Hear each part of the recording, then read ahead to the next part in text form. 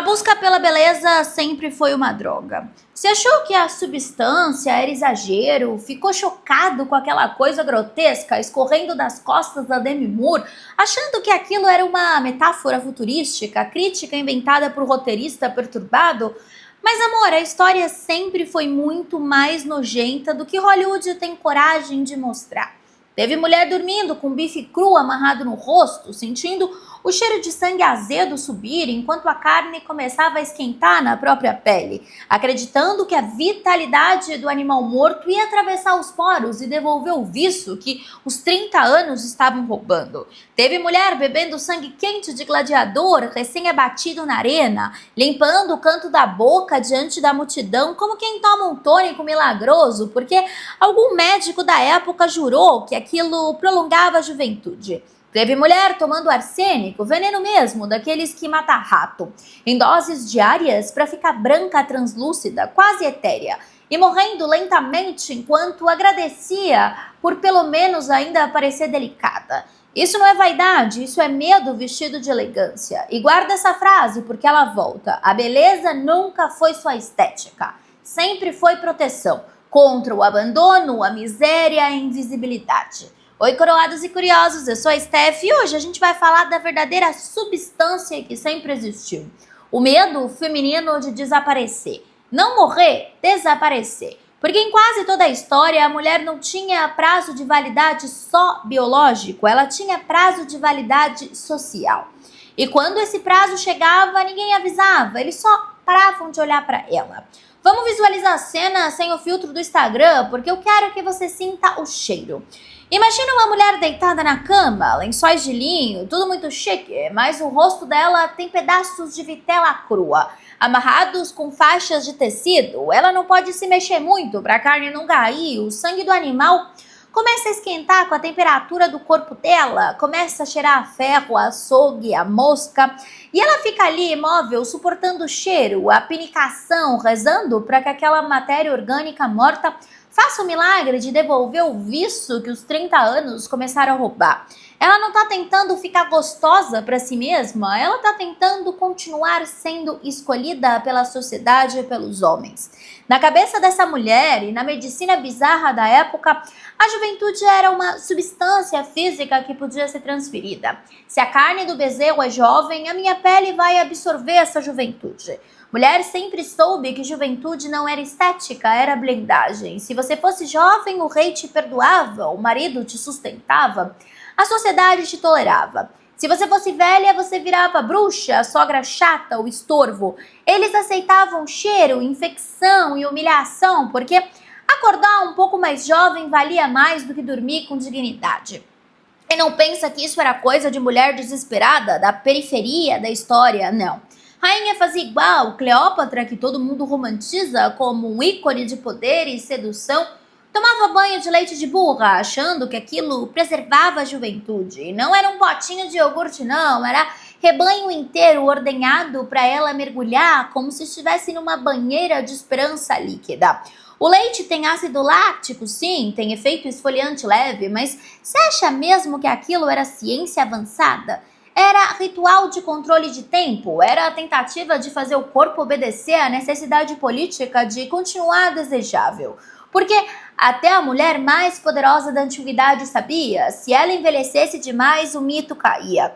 E se você acha que carne no rosto é ruim, vamos descer para o inferno de Roma, onde a substância era literal e vermelha. Roma vendia sangue de gladiador morto como se fosse whey protein de luxo. Whey protein me patrocina porque eu tô gordinha. O gladiador, aquele cara forte, violento, cheio de testosterona, que morria lutando, era visto como o reservatório máximo de vitalidade. Então, quando ele caía na arena com a garganta cortada, tinha gente, inclusive mulheres nobres, pagando fortunas para beber aquele sangue quente, espesso e real. A ideia era que ao ingerir a vida dele, você roubava a força e a juventude que ele não ia mais usar. As mulheres pagavam por aquilo como quem compra a esperança engarrafada. Não era burrice, era desespero calculado. Porque numa sociedade romana, onde você não governa, não herda, não vota, e o seu pai ou marido tem o direito legal de te matar Se você encher muito o saco, a sua aparência vira o seu único capital político. E capital precisa ser mantido, custe o que custar. Se o médico diz que sangue de homem forte impede a pele de cair, você bebe o sangue e ainda lambe os dedos. E tinha mais, suor de gladiador. Eles raspavam a nhaca do corpo dos lutadores, uma mistura de suor, azeite, poeira e células mortas, engarrafavam isso e vendiam como creme facial para as matronas romanas passarem no rosto. É o vampirismo social na sua forma mais pura. Eu preciso sugar a essência de quem tem poder, o homem viril, porque eu, mulher, sou vista como um ser incompleto que murcha se não for regada com atenção masculina. E antes da era vitoriana, a Europa já estava intoxicada de outra forma. As mulheres, depois do século XVI, século XV e XVI, passavam ceruse veneziano no rosto, como a rainha Elizabeth, que eu já comentei, uma pasta branca feita de chumbo e vinagre que deixava a pele lisa, opaca, perfeita, por fora e branca, parecendo hipogloss. Por dentro, o chumbo corroía a pele, criava feridas, descascava, intoxicava o sangue, fazia cabelo cair, fazia dente cair, causava alucinações. E sabe o que elas faziam quando a pele começava a apodrecer? Passavam mais e mais camada por cima, maquiavam a própria necrose.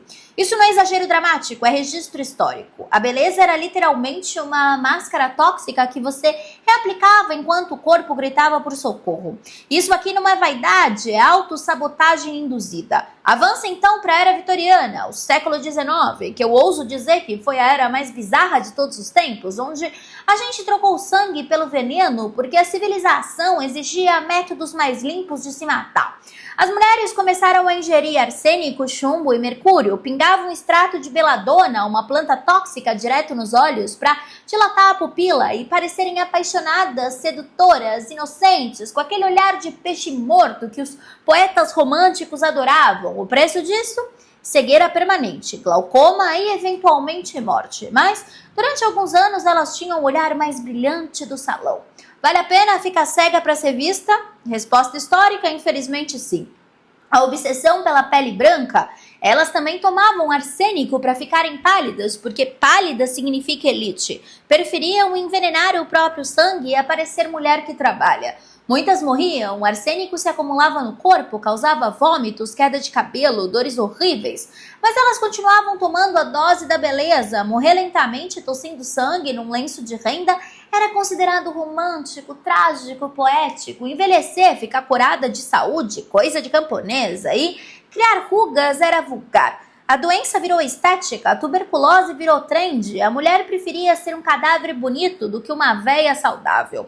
E você acha que o século XX ficou mais inteligente? Pelo amor. Quando descobriram o rádio, começaram a vender creme facial radioativo. Posso contar em outro vídeo sobre isso, porque é loucura. Mulher passando radiação no rosto, achando que o brilho verde significava vitalidade. Teve caso de necrose, dente caindo, osso apodrecendo.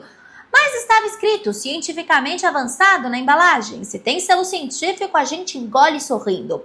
Mudou o jaleco, não mudou a lógica. O progresso só deixou o veneno mais sofisticado.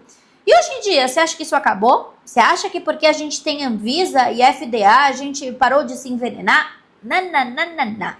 Hoje a gente não bebe sangue de gladiador, a gente faz harmonização facial aos 23 anos porque já tá com medo da ruga que nem apareceu. A gente parcela procedimento como se fosse prestação do carro. A gente toma remédio de diabetes para emagrecer 10 quilos porque a balança virou sentença mortal.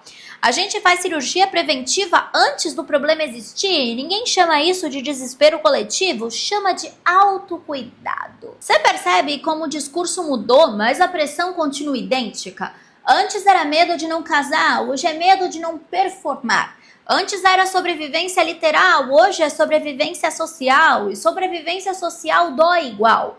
A gente não passa a carne crua, a gente faz vampire facial, com o próprio sangue centrifugado. Gente, eu lembrei de Vampire Diaries. A gente lixa a cara com ácido, a gente queima a pele com laser, a gente enfia fio de sustentação por baixo da derme como se fosse marionete. Vocês já viram Vídeo disso? Meu Deus. Mudou o frasco, mudou a tecnologia, mas não mudou o medo. A substância do filme é o Ozempic de hoje, é o chip da beleza, é a cirurgia preventiva em menina de 20 anos. A indústria da juventude não vende beleza, amados, ela vende a ilusão de que você pode congelar o tempo e continuar sendo útil para o mercado sexual e social. E o medo vende, tem uma coisa que ninguém gosta de admitir, a sociedade ensinou a mulher que envelhecer é fracassar em público, homem envelhece e vira autoridade, mulher envelhece e vira nota de rodapé. Então o que ela faz? Tenta negociar com o tempo, tenta comprar mais 5 anos de relevância, mais 5 anos de olhar, mais 5 anos de escolha. E isso é cruel porque cria uma guerra impossível de vencer. O tempo ganha sempre, quando ganha a culpa ainda recai sobre ela. Isso é perverso.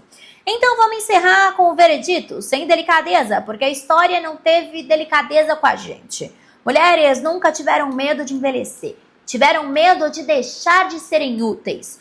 O problema nunca foi a ruga, nunca foi o cabelo branco, o problema foi o mundo que decidiu que depois da menopausa, depois que a beleza acaba, você não vale mais o investimento, você não serve mais para procriar, nem para decorar o ambiente. Então você deve se retirar para os bastidores e esperar a morte em silêncio. E se isso te incomoda, se isso te dá raiva, ótimo, use essa raiva. Você não é um bife cru, você não é um gladiador morto. Você é sobrevivente de milênios de lavagem cerebral. Agora levanta essa cabeça, princesa, passa o seu batom ou não passa nada, só o que você quiser e vai viver. Eu espero que você tenha gostado desse vídeo e se você gostou, lembra de se inscrever no canal e virar membro, para que a gente continue trazendo conteúdo histórico sem vernizes, sem passação de pano. Eu te espero amanhã para mais um Steph Flix às 8 horas da noite. Beijo grande!